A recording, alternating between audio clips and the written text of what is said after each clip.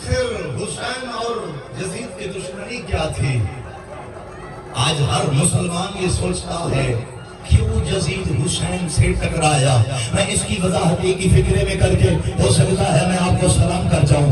دیکھو جب اللہ نے اس کائنات کو انسان کو خلق کیا, کائنات کو خلق کیا, تو اس پروردگار عالم نے انسان کی ہدایت کے لیے ایک نظام, ایک آئین, ایک قانون بنایا. قانون کا نام اس پروردگار نے قرآن رکھا, نظام کا نام اس اللہ نے اسلام رکھا. اور جب قانون قرآن کا تعارف کرایا تو قرآن کے اندر ہی یہ جملے لکھے لا رتبن ولا یابس الا فی کتاب مبین.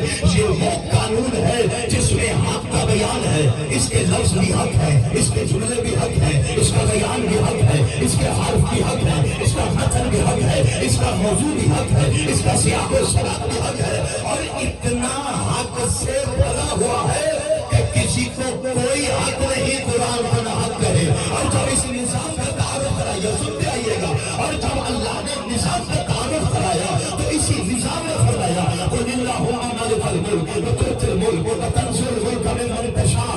مالک میں اللہ ہوں, خالق میں اللہ ہوں, بادشاہ میں اللہ ہوں, حکومت میری چلے گی. یا اللہ اپنے نظام کا تعارف کرا رہا ہے کہ خالق میں ہوں, شہنشاہ میں ہوں, بادشاہ میں ہوں, حکومت میری چلے گی, اقتدار میرا چلے گا, حکم میرا چلے گا. اور صرف اللہ کا اعلان نہیں, آدم سے لے کر خاتم تک 1.25 لاکھ نبیوں کا یہی اعلان رہا کہ مالک اللہ ہے, خالق اللہ ہے, حکومت اسی کی ہوگی, اقتدار اسی کا ہوگا, حکم اسی کا چلے گا.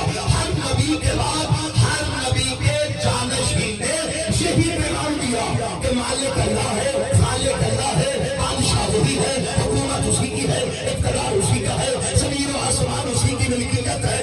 آدم کے ہر جانشین, ہر نبی کے جانشین کے بعد تیرے پاکستان کی قرارداد میں آج بھی جملہ موجود ہے. قائد اعظم محمد علی جناح نے پاکستان بناتے ہوئے یہ جملہ قرارداد میں لکھا مالک اللہ ہے, خالق اللہ ہے, حکومت اسی کی ہے, اقتدار اسی کا ہے, مالک کا بادشاہ وہی ہے.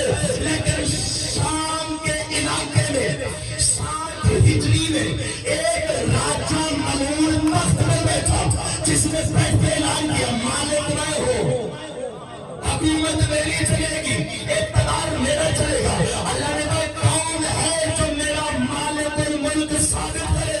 ارے پورا مدینہ خاموش تھا, سناٹا چھا گیا تھا مملکت اسلامیہ پر, پوری دنیا خاموش تھی. تنہا ابو طالب کے دروازے سے حسین تھا اور حسین نے یزید کو مخاطب کر کے کہا اور یزید تیرے اقتدار کو مٹی میں ملانے کے لیے اکیلا حسین کافی ہے. یزید ڈائریکٹ توحید پہ حملہ آور ہو رہا تھا, یزید اسلام پہ حملہ آور ہو رہا تھا, یزید قرآن پہ حملہ آور ہو رہا تھا. آخری جملہ سنیے گا. اور حسین نے کیا تماچا مارا یزید کے منہ پر, فرمایا مجھ جیسا تجھ جیسے کی بیعت کر ہی نہیں سکتا. میں کہوں مولا بیعت مانگی یزید نے, جو سی شعور عقل رکھتا جیتا جانتا ہے مہدی کا مخاطب ہے اس بندے سے. مولا کہہ دیجئے حسین یزید کی بیعت نہیں کرتا, بس بات ختم ہو گئی. فرمایا مجھ جیسا مثلی لا یبا یا مثلا, مجھ جیسا اس جیسے کی.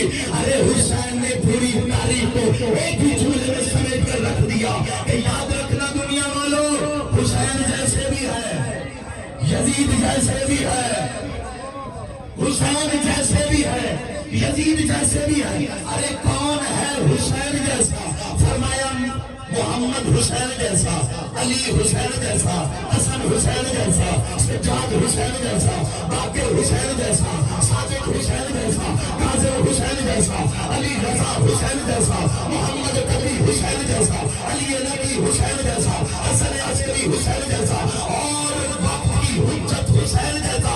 مولا حسین جیسے سے مل گئے. یزید جیسا کون ہے؟ فرمایا جب بھی جہاں بھی کوئی حسین جیسے سے بیعت کا مطالبہ کرے سمجھ لو یہ بھی یزید جیسا. اللہ کون حسین؟ وہ حسین جس نے دشت کربلا میں اجرکم اللہ ہر ایک قربانی پیش کر دی.